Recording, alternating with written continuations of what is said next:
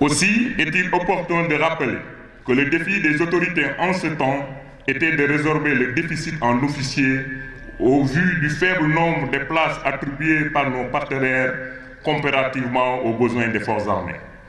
C'est ainsi que l'ENOA vit le jour le 8 juillet 1981 par le décret 81-689 et a pour mission de former en 2 ans des officiers d'actifs destinés à l'encadrement des unités des armées, de la gendarmerie nationale et de la brigade nationale des sapeurs-pompiers.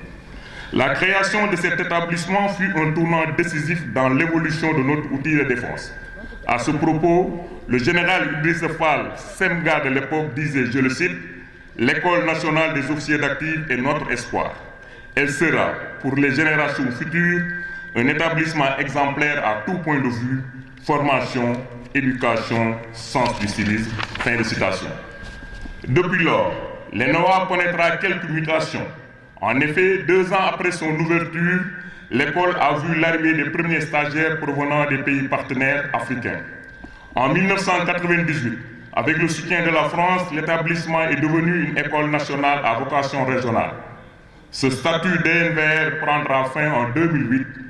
Ainsi, à partir de l'année scolaire 2009, l'école sera remise exclusivement sous la gestion sénégalaise en conservant son élan de partenariat avec plusieurs autres écoles étrangères. Enfin, au début de l'année scolaire 2014, l'effectif des stagiaires a considérablement augmenté. D'une trentaine d'élèves habituellement, nous sommes passés approximativement au double. À ce jour, l'École nationale des officiers d'actifs a formé 988 officiers, dont 633 Sénégalais et 355 ressortissants de 19 pays amis. Je les cite, Bénin, Burkina Faso, Cameroun, Cap-Vert, Centrafrique, Côte d'Ivoire, Djibouti, Gabon, Gambie, Guinée-Bissau, Mali, Madagascar, Mauritanie, Niger, République de Guinée, République du Congo, Tchad et Togo. Aujourd'hui encore, dans le sillage des évolutions précitées, l'ENOA poursuit son élan de montée en puissance.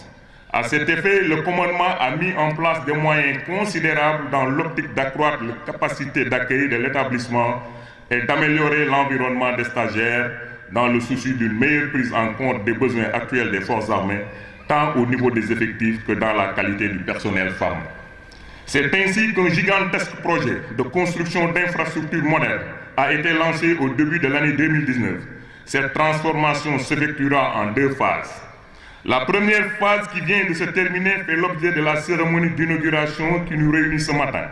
Il concerne la mise sur pied d'un poste de commandement, de 2 dortoirs pour les élèves et d'un bloc de promotion abritant le bureau du personnel d'encadrement ainsi que les salles de cours. Je ne saurais terminer sans réitérer mes vifs remerciements à l'endroit du commandement pour les moyens conséquents consentis pour la réalisation des infrastructures et magnifier la présence des anciens de l'école qui ont répondu spontanément à l'appel de leur école. Enfin, au seuil de cette nouvelle année, permettez-moi de vous souhaiter une bonne et heureuse année, que 2020 soit pour nous tous une année de santé, de bonheur et de prospérité. Xel, jom, fit, on nous tue, on ne nous déshonore pas. Merci de votre aimable attention.